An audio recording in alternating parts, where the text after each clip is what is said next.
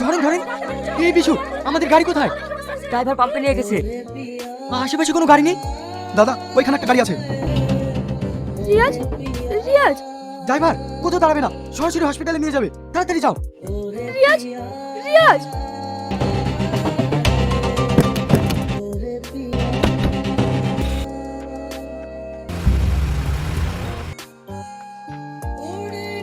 আপনাদের গ্রামে এসেছি, আপনারা যে যা পারবেন আমাদেরকে কিছু দিয়ে সাহায্য করুন।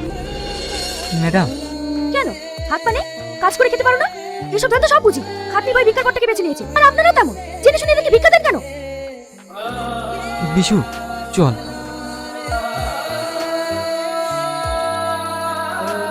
মা, তুমি এটা ভুল ভাবছো। ও এটা নিজের জন্য করছে না। ওর সাথে যে বাচ্চাটাকে দেখছো, ওর বাবা ভীষণ অসুস্থ, অপারেশন করতে অনেক টাকা লাগবে।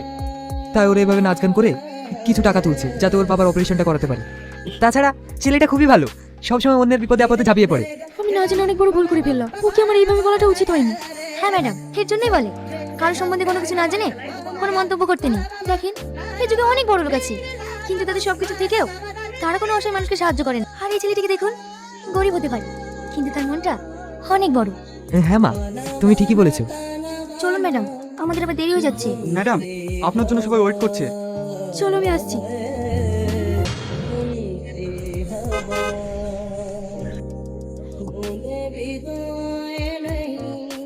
কি ব্যাপার আপনি? হ্যাঁ, কালকে আমি না জেনে তোমাদের সঙ্গে অনেক খারাপ ব্যবহার করেছি, তার জন্য সরি। না না, আপনার কথায় আমরা কিছু মনে করিনি। একটা কথা কি জানেন ম্যাডাম, যাদের কপাল খারাপ হয় তাদের এরকম কথা প্রত্যেকদিনই শুনতে হয়। এই গরিবদের দুঃখ কষ্ট বোঝার মতো ক্ষমতা খুব কম মানুষেরই আছে, কারণ গরিবরা তো এই পৃথিবীতে শুধুমাত্র কষ্ট পাওয়ার জন্যই আসে। আমি বুঝতে পেরেছি, তুমি আমার কথাতে অনেক কষ্ট পেয়েছো। বেদনা গুরু, একজন মানুষের কোনো কিছু না থেকেও যে আরেকটি মানুষের পাশে দাঁড়াতে পারে, সেটা তোমাকে দেখে শিক্ষা নেওয়া উচিত। ম্যাডাম, দুদিনের পৃথিবী, আমরা এখানে মাত্র কিছুদিনের জন্য এসেছি। তাই একজন মানুষ হয়ে যদি আরেকটা মানুষের বিপদের পাশে না দাঁড়াতে পারি, তাহলে আমরা মানুষ কিসের? এই পৃথিবীর ধন সম্পদ টাকা পয়সা আপনি কোনো কিছু সঙ্গে করে নিয়ে যেতে পারবেন না। আপনি একাই এসেছেন, একাই যেতে হবে। তাহলে আমাদের এত অহংকার কিসের? তাই আমার একটু সাহায্যের কারণে যদি কোনো মানুষের মুখে হাসি ফোটাতে পারি, এতেই আমি অনেক খুশি। সত্যি, আপনার তুলনা নেই। চল বিশু।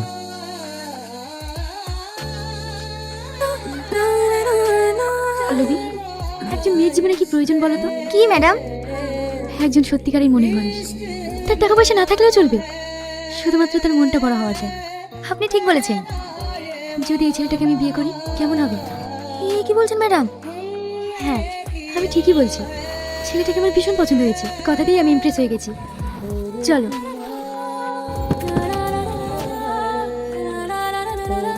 ড্যাডি, তোমার সঙ্গে আমার একটা কথা ছিল। কি কথা?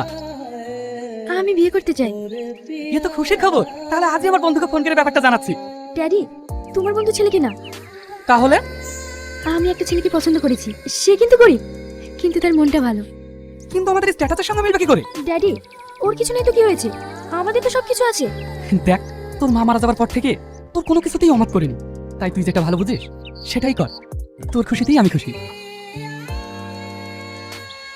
কাঁদিস না, এই পৃথিবী ছেড়ে সবাইকে একদিন চলে যেতে হবে। এই কষ্টটা আমি অনেক আগেই পেয়েছি, কিন্তু আমাদেরকে তো বাঁচতে হবে। বল, খেয়ে নে। রিয়াজ। ম্যাডাম, আপনি? বিশু। হ্যাঁ ম্যাডাম, বিশুর আব্বা কালকে মারা গিয়েছে। তোমাকে একটা কথা বলার জন্য এসেছিলাম, কিন্তু এই মুহূর্তে তোমাকে যে কিভাবে বলি সেটাই ভেবে পাচ্ছি না। কি কথা? তোমাকে আমি বিয়ে করতে চাই, তুমি আমায় বিয়ে করবে? আর কি মারছেন ম্যাডাম? আমাদের মতো গরিব মানুষকে নিয়ে সবাই মজা করে, আপনিও করছেন? না না ম্যাডাম, সত্যি বলছে। হ্যাঁ, তোমাকে আমার ভীষণ পছন্দ। ম্যাডাম, না আমরা দুমুঠো ঠিক মতো খেতে পাই, না আছে মাথার উপরে ছাদ। আর আপনি? তোমার নেই তো কি হয়েছে, আমার তো আছে। না ম্যাডাম, এই মুহূর্তে বিশুকে দেখে আমি। বিশুও থাকবে, ও তোমার ছোট ভাইয়ের মতো। গুরু, একটু পাশে পাশে দাঁড়াও। কি সব? কি হলো ম্যাডাম, আপনি কান্না করছেন কেন? এখন কান্না করে লাভ কি ম্যাডাম? আপনি তো নিজের হাতে সবকিছু শেষ করে দিয়েছেন। বিশু, তুই থাক, আমি তোর ভাবিকে খাবারটা দিয়ে আসি। আজ অপমান হচ্ছে তাছো? কেন অপমান হতে যাবো? ও তো আমার বউ। খাবারটা দিয়ে আসি, না হলে আমার না খেয়ে থাকবে। তোমাকে ভাবে কোনোদিনই ভালো চোখে দেখে না। দিনের পর দিন তোমাকে অনেক অত্যাচার করে, তবুও তুমি কিছু মনে করো না। প্রতিটা ফ্যামিলিতে ছোটখাটো অশান্তি হয়, তাই বলে কিছু মনে করলে হবে? তোমাকে অপমান করলে আমি সহ্য করতে পারি না। সেই পাগলা, তুই কাঁদছিস কেন? আমি যাবো আর আসবো। অনেক বেলা হয়ে গেছে, খাবারটা খেয়ে নাও। এই ইডিয়েট, এটা কি করছো? এসব চাকর বাকর কোথা থেকে আসলো? সরি স্যার, ইনি ম্যাডামের হাজবেন্ড। কি? এটা তোমার হাজবেন্ড? কেন, আমাকে দেখে আপনাদের মানুষ মনে হচ্ছে না? এটাই আপনাদের বড় লোকদের সমস্যা, সবসময় মানুষের দেশ দেখে বিচার করেন। তবে দেশ দেখে নয়, মানুষের মন দেখে বিচার করতে শিখুন। কি? যত বড় মুখ নেই তত বড় কথা। মিথ্যুই না, আপনি জেনে শুনে আপনি আমাকে ডেকে নিয়ে অপমান করছেন। আপনার সঙ্গে আমি কোনো ডিল করব না। এই ডিল আমি ক্যান্সেল করলাম। মিস্টার বোস, আপনি একটু শান্ত হন। আমি দেখছি।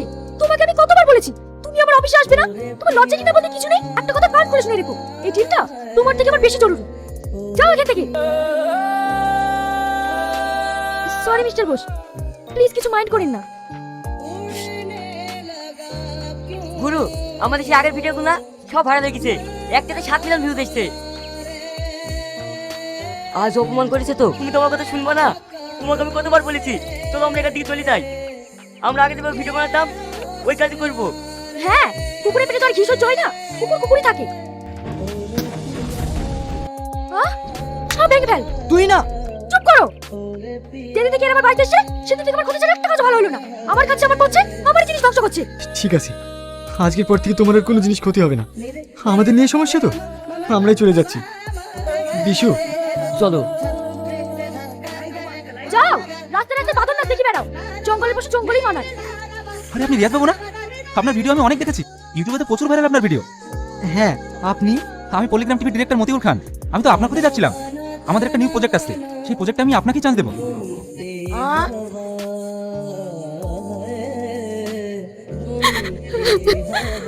আমি ওর সাথে অনেক অন্যায় করেছি, অনেক অন্যায় করেছি। ম্যাডাম, আমরা সবাই মিলে একটা ডিসিশন নিয়েছি। আমাদের কোম্পানিকে বিল্ড করতে হলে সর্বপ্রথম আমাদের প্রমোশন দরকার, কারণ অন্যান্য কোম্পানিগুলো তারা প্রমোশনের জন্যই প্রতিষ্ঠিত। তাহলে আমাদের কোম্পানির স্বার্থে যেটা করার প্রয়োজন সেটা করতে হবে। হ্যাঁ ম্যাডাম, এই প্রমোশনের জন্য আমাদের সেলিব্রিটির প্রয়োজন, আর এখন সেলিব্রিটি হিসেবে একজনই নাম্বার 1, কে সে? রিয়াজ সাহেব। হ্যাঁ ম্যাডাম, রিয়াজ স্যার। কিন্তু ম্যাডাম, সেখানে আমরা গেলে হবে না, আপনাকে যেতে হবে। জাকির হোক রিয়াজ স্যারকে আপনাকে রাজি করাতে হবে। আমি? আচ্ছা ঠিক আছে, আমি ভেবে দেখছি। স্যার, আপনাকে যাদের কথা বলেছিলাম ওনারা আপনার সাথে দেখা করতে এসেছেন। ঠিক আছে, পাঠাও। রিয়াজ, হ্যাঁ বলুন।